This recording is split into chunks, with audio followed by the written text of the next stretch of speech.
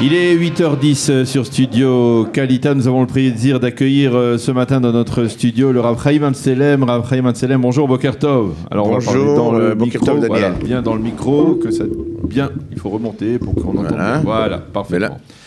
Alors, Rav Chaim Amselem, nous vous accueillons ici, bien entendu, en tant que président du parti, du mouvement Am Shalem, qui est le mouvement que vous avez fondé après avoir quitté la Knesset, après avoir quitté le parti Chasse. Mais ce que l'on sait, c'est que Am Shalem s'est inséré, on va dire, s'est intégré, on va dire, dans la liste du parti Zehut, qui est dirigé par Moshe Feiglin. Tout à fait. Alors, enfin, ce matin, ça tombe bien qu'on vous reçoive ce matin, puisqu'il y a une bonne nouvelle, on peut dire, pour le parti Zehut.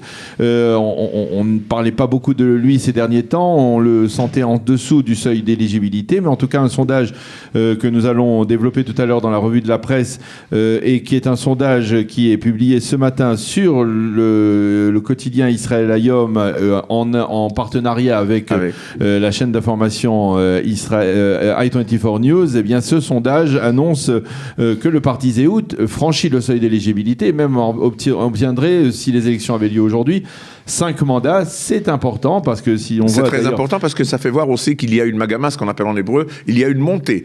C'est-à-dire, on était... Alors, voilà, expliquez-nous un peu quelle est la tendance d'abord. Voilà. Avant mon entrée... Qu'est-ce qui se passe à Zehut et avec vous dans votre parti, comment les choses se développent? Avant mon entrée dans Zehut, il y a 3 semaines, Zehut, selon tous les sondages, était à 2,3. Moi-même, j'avais fait mon sondage privé. 2,3 pour nos auditeurs, on va dire, on considère que le seuil d'éligibilité, c'est 3,25% des suffrages exprimés. 2,3, ça veut dire qu'il manque encore environ 1% pour franchir ce seuil. Et moi, Am Shalem avait fait son sondage il y a plusieurs mois et on a vu qu'on était vers 1,4, 1,5. Donc c'était sûr, on est considéré comme quelque chose qui a de la valeur, mais on n'avait pas assez de force. On a trouvé un point d'entente avec Zehut et on a trouvé que le commun entre Am Shalem et Zehut est très important et très grand. Alors vas-y, dites-moi, détaillez-nous quels sont les points communs que vous avez. Non, je veux terminer déjà ce qui se passe. Alors à partir du moment où Am Shalem a annoncé son entrée, la même semaine, tout de suite, on est monté vers 4. C'est déjà très important. Cette semaine, on voit qu'on est vers 5. Et selon le sondage qu'on fait chez nous, on sait que le potentiel de Zehut est encore beaucoup plus grand que ça. On peut arriver facilement vers 7 et 8. Tout dépend de la composition des partis, comment ils vont être composés après la semaine prochaine. Bien sûr, Am Shalem... pendant des années et des années, on a parlé pour certains sujets qui sont pour nous la cause de notre existence, bien sûr. L'ouverture d'esprit dans le judaïsme, l'ouverture dans la halakha, le judaïsme séfarade authentique. On a parlé au problème des conversions, on a parlé au problème dans les écoles religieuses où les séfarades sont moins considérés, etc., etc. Tous ces points-là, c'était les points importants pour Am Shalem. Mais ça a trouvé une oreille attentive auprès de Moshe Feiglin? Tout à fait. Zehut, en fait, c'est quoi Zehut? Zehut, c'est l'identité, mais qui est liée à l'indépendance, à la hérout. Et c'est un point très important parce que selon ce qu'on veut apporter dans Zehut, c'est que tout ce qui est l'éducation sera dans le système un peu américain et un peu hollandais.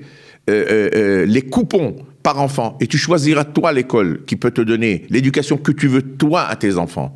Ça sera bon pour les religieux, ça sera bon surtout pour les francophones, mais pour les Français. Et c'est l'importance de cette audition ce matin que je suis devant vous, parce que il faut reconnaître que dans Am Shalem, le numéro 1, il est francophone, le numéro 2, il est francophone. Dans Zehut, il y a Albert Lévy, qui va être apparemment le numéro 6, il est francophone. Et je pense que c'est le seul parti que dans sa liste... place à ce niveau-là des francophones. Des francophones et, je dirais même, des Olim Hadashim français. Nous, on sait les besoins des Français. Nous, on sait ce qu'on peut leur apporter. Je pense qu'aujourd'hui, à tous ceux qui nous écoutent, sachez que vous avez vraiment une nouvelle journée importante pour vous. Alors, quelle est la part dans le message de Zehut et de Am Shalem? Quelle est la part on va dire, d'idéologie nationaliste et quelle est la part d'idéologie, on va dire, plus religieuse? Comment on répartit les choses? Je pense que les choses vont être partagées. Parce que chacun... Moshe Feiglin, on s'en souvient, à l'époque, lorsqu'il était au Likoud, ça s'appelait Manigout Yehudit. C'était son objectif d'avoir un leadership qui soit de religieux. Ça continue, mais Zehut apporte quelque chose un peu de nouveau et vraiment qui n'existe pas dans la politique israélienne. Moins le pays rentre dans ta vie privée et plus la communauté est présente. Et ça, c'est très important. C'est-à-dire aujourd'hui, on sait que dans l'économie, on sait dans le système religieux, on sait dans le système éducatif. En fait, c'est les ministères qui sont dans ta vie, qui sont pour t'obliger, pour t'indiquer, pour t'orienter et pour te mener, même si tu n'es pas d'accord où tu ne veux pas aller. Ok. Et aujourd'hui, on change cette tendance. On change, on essaye. Moi, même le grand problème qui concerne le monde religieux, qui est le service militaire, n'est-ce pas? Alors aujourd'hui, notre idée est différente. Aujourd'hui, on veut créer une armée qui sera une armée professionnelle. Tu ne veux pas envoyer ton fils au service militaire parce que tu penses que le système n'est pas assez religieux pour toi, c'est pas grave. Mais ça sera une armée qui sera, aujourd'hui d'ailleurs, la majorité des armées dans le monde... l'armée, Moshe Feiglin et vous prenez non pas une armée du peuple, c'est-à-dire l'armée avec le service obligatoire. 70 ans après l'existence de l'État d'Israël, je pense qu'il faut commencer un peu à penser différemment. On ne peut pas avoir des centaines de milliers de personnes qui ne font pas le service militaire. Pourquoi? Parce qu'ils ne s'adaptent pas au service militaire. Finalement, on crée dans le pays... Comme les Haredim, on crée une scission dans le pays à cause de ça. Mais aujourd'hui, on veut proposer quelque chose de tout à fait différent.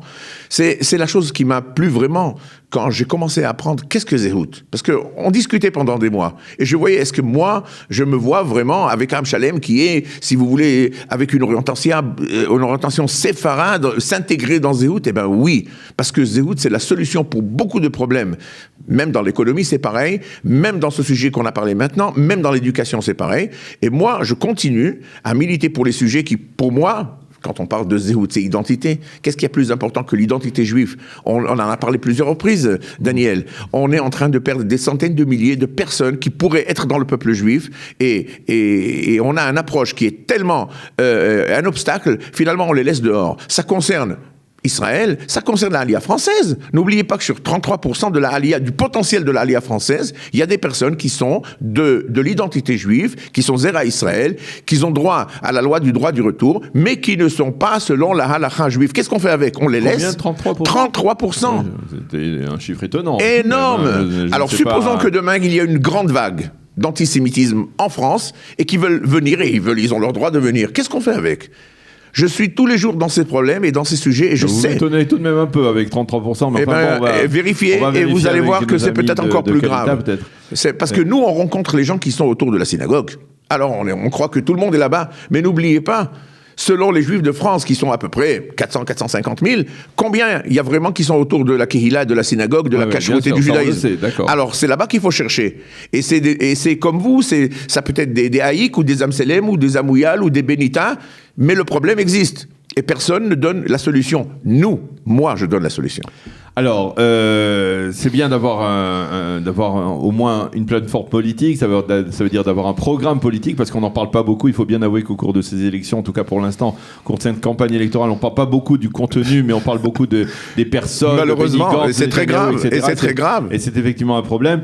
Mais je voudrais revenir au sondage, puisque ce sondage est bon. Effectivement, ce sondage d'Israël Hayom et de i24 News est excellent pour vous, mais il est extrêmement inquiétant pour le reste des formations de la droite israélienne, parce que en dehors du Likoud, qui est bien entendu en tête, de la nouvelle droite qui est autour de 8 ou de 7 mandats, et même des partis orthodoxes qui reçoivent 9 mandats, c'est assez important aussi, on voit que toutes les petites formations, c'est-à-dire le foyer juif, Ichud Leumi de Bezalel Smotrich, Israël Betenu d'Avigdor Lieberman, Kulanu de Moshe Carlon, tous ces partis sont en deçà du seuil d'éligibilité.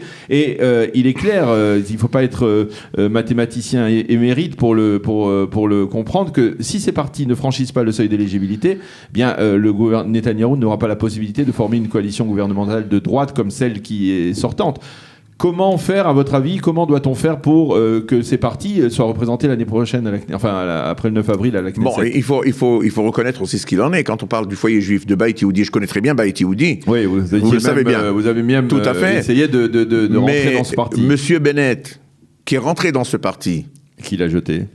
et qu'il l'a jeté avec un coup de pied et qu'il l'a laissé à la rue avec 20 ou 30 millions de dettes 2 mois avant les élections, c'est lui le problème dans tout ça. Oui. C'est lui le grand problème dans tout ça. Maintenant, si vous voulez, je peux vous dire, pour nous, pour Zehout, ça peut être que... Quelles sont les tendances? Dites-nous Alors, quelles sont les tendances. je vais vous Essayez dire. de nous révéler quelques petits secrets de ce qui se passe en coulisses pour essayer de faire en sorte que il y a un rassemblement des petites formations de droite. Je ne suis pas très inquiet comme vous pensez. Je vais vous dire.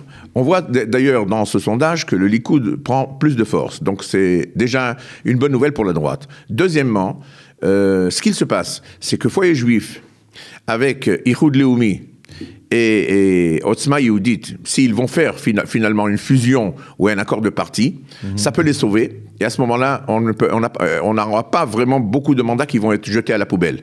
Par contre, le public n'est pas ignorant de tout ce qui se passe. Et si vraiment il y a un danger dans tout ça, alors après la semaine prochaine, après que les listes vont être présentées, je pense que nous, Zehout, on va grimper vers 7 et 8 mandats. Je pense que le Likoud va prendre encore plus de force, mais finalement, la droite restera celle qui mènera le prochain gouvernement.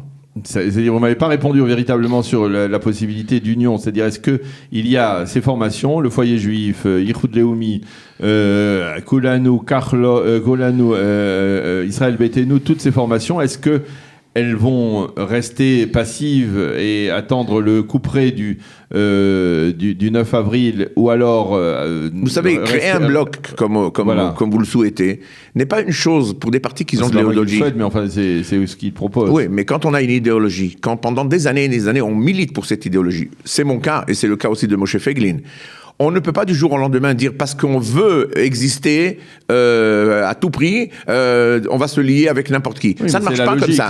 Ça ne marche pas comme ça. C'est la logique. D'ailleurs, regardez ce qui se passe entre Otzma, Beit Yehudi et Ihoud Leumi. Pourtant, les 3 partis sont des partis religieux. Pourtant, c'est des partis du monde de la Kippa Sruga. Pourquoi ils n'arrivent pas à s'unir? Et vous pensez qu'ils n'arriveront pas à s'unir avant le 21 février? Ce que je pense, c'est que Beit Yehudi et Ihoud Leumi vont s'unir, Otzma et Yachad vont s'unir, mais je ne suis pas très optimiste pour les résultats pour Otzma. Pour Otzma et Yachad ensemble, ça ne passera pas, à votre avis? Ouais. Alors, écoutez, ce sont les résultats, en tout cas pour l'instant, des sondages. Il y a un autre problème. Ihoud Leumi, Zehout, c'est une formation qui était à l'intérieur du Likoud à l'époque avec Moshe Feiglin, mais Moshe Feiglin est, on peut le dire, une sorte d'ennemi aujourd'hui de Binyamin Netanyahou, même si idéologiquement il y a certains croisements qui se font. Mais je peux vous répondre. Est-ce que vous ne craignez pas que cette tension, puisque Zehout a dû quitter, on va dire, le Likoud, risque d'entraver aussi, de vous empêcher si Binyamin Netanyahou devait former la prochaine coalition, de rentrer dans cette coalition? Écoutez, puisqu'on parle de politique et on parle loin de ce qui est Torah ou Halakha, vous savez que dans la politique, il n'y a pas d'amour, il n'y a pas de... Oui, il y a des intérêts. Il y a des intérêts. Et Binyamin Netanyahou n'était pas un grand amoureux de Naftali Bennett, mais finalement, il l'a mis dans son gouvernement. Je n'ai pas de crainte dans ce sujet. Je pense que à partir du moment où Binyamin Netanyahou voudra monter son gouvernement, à partir du moment où Zehout aura assez de force pour être présente, mais aussi d'obtenir les points importants qui sont importants pour nous dans tous les domaines qu'on a parlé, je pense qu'on trouvera le moyen d'entente. Moi, en ce qui me concerne, j'ai des très bonnes relations. J'ai eu d'ailleurs toujours des très bonnes relations avec Binyamin Netanyahou. Je pense que je pourrais être intermédiaire pour un peu les rapprocher. Oui. Alors, vous êtes le numéro 2, il faut le préciser, dans la liste de Zehout, c'est-à-dire vous, derrière Moshe Feiglin, vous êtes le numéro 2. Notre ami Aber Lévi est au 6e rang, c'est ça? Ça dépend. Vous savez que le parti Zehout a été... La liste n'est pas encore composée La totalement. liste n'est pas encore présentée parce qu'une partie est faite par les primaires qui ont été faites dans Zehout et aussi une partie est... Il faut rentrer, vous voulez rentrer aussi de vos Il y a aussi, on a une autre personne qui va rentrer du côté de Am Shalem et aussi, on n'a pas encore clôturé finalement notre liste parce qu'on laisse quand même une porte ouverte, peut-être avec une fusion avec un autre parti qui peut quand même s'adapter à la philosophie de Zehout. Alors, si vous arrivez à franchir ce fameux seuil d'éligibilité, vous reviendrez à la Knesset que vous avez quitté il y a environ 10 ans, c'est cela? 7 ans et demi. 7 ans, c'est 2009? Non, 2011. 2011, pardon. Alors, si vous rentrez dans la coalition gouvernementale, et si vous aviez une préférence pour un portefeuille ministériel, de quoi s'agirait-il? Les cultes, la diaspora et tout ce qui concerne la conversion dans le monde juif. D'accord, ça c'est clair. En tout cas, voilà. Les cultes, le Misra d'Adatot et Atfutot. Voilà. Pour moi, je pense que c'est la chose qui m'a motivé pendant ces dernières années. Je sais que le monde juif souffre par l'assimilation. Je sais qu'on perd des millions de personnes qui pouvaient être dans le monde juif. Je continue la philosophie de nos rabbins, qui est l'ouverture et à notre génération de faciliter ce sujet et pour le bien du peuple juif. Eh bien, Chaim Amselem, on vous souhaite de la réussite, hein, comme on souhaite à tous les candidats ici qui viennent nous parler de leur programme. Merci d'être venu ce matin. Merci Daniel. Et on aura l'occasion de se revoir encore avec grand plaisir d'ici le 9 avril. Avec grand plaisir. Merci beaucoup d'être venu et bonne journée. Bonne journée.